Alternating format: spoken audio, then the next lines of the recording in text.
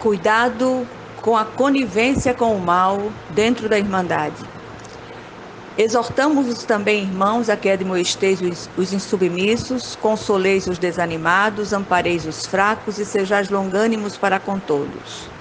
Nós vos ordenamos, irmãos, em nome do Senhor Jesus, que vos aparteis de todo irmão que ande desordenadamente e não segundo a tradição que de nós recebestes. 1 Tessalonicenses 5,14, 2 Tessalonicenses 3,6.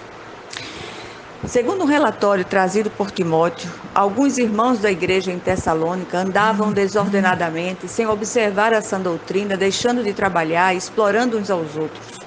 Paulo escreve de Corinto para aquela comunidade, exortando-a a manter uma conduta digna e ordeira, tanto na comunhão dos santos quanto na vida pessoal. O apóstolo traz algumas ordenanças ao final da primeira epístola com o propósito de levar aqueles irmãos a um andar digno da vocação a que foram chamados, especialmente no que diz respeito ao cuidado e responsabilidade de uns para com os outros. O apóstolo não está ensinando segregação, acepção ou distinção entre uns e outros. Ele está falando de um tipo específico de pessoas que se infiltram nas comunidades com o fim de tirar a paz e minar a comunhão. Esses não querem o Cristo, mas apenas aquilo que podem aproveitar dos irmãos. Fiquem atentos, as palavras aqui trazidas também se aplicam aos cristãos contemporâneos de forma muito oportuna. Atentemos para elas. Peçamos ao Senhor que sonde o nosso coração e onde houver caminhos maus, Ele com toda liberdade os conserte, nos reconduzindo ao caminho eterno. O apóstolo Paulo traz aqui severas exortações tanto aos cristãos daquela época quanto aos dos nossos dias.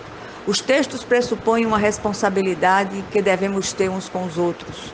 O apóstolo torna-se prático em suas exortações, dizendo o que deve ser feito por nós.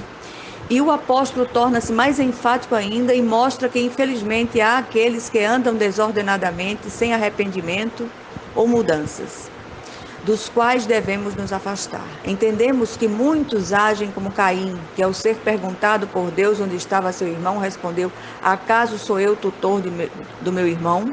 Somos sim responsáveis pelos nossos irmãos na fé. O dever de cuidar não é só do pastor, mas todos nós somos cuidadores e num certo grau pastoreamos.